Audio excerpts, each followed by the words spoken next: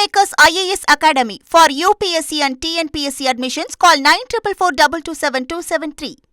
கேரளத்தில் வாக்குப்பதிவு விறுவிறுப்பாக நடைபெற்று வருகிறது. காலை 7 மணிக்கு வாக்குப்பதிவு தொடங்கி நடைபெற்று வருகிறது.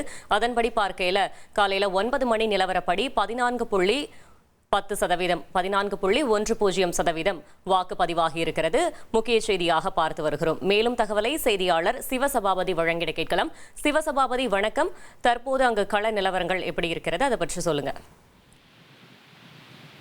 கேரள மாநிலத்துல தற்பொழுது பாத்தீங்கன்னா 16வது சட்டமன்ற தேர்தலுக்காக 140 சட்டசபை தொகுதியில 30,471 வாக்குச்சாவடிகள்ல தற்பொழுது வாக்காளர்கள் தங்களுடைய வாக்குகளை, அதாவது ஜனநாயக கடமை ஆற்றிக் கொண்டிருக்காங்கன்னு சொல்லலாம். இதுல பாத்தீங்கன்னா கேரள முதல்வர் நடிகர் மோகன்லால், பிருத்திவிராஜ் மற்றும் எதிர்கட்சி தலைவர்கள், அதே மாதிரி மத்திய அமைச்சர் சுரேஷ் கோபி போன்றவர்கள் தங்களுடைய ஜனநாயக கடமையாற்றி தங்களுடைய வாக்குகளை செலுத்திய நிலையில் பாத்தீங்கன்னா தற்பொழுது பாத்தீங்கன்னா கேரளாவில் வாக்குப்பதிவானது 9 மணி நிலவரப்படி 10.14% வாக்குப்பதிவு நடந்திருக்கு.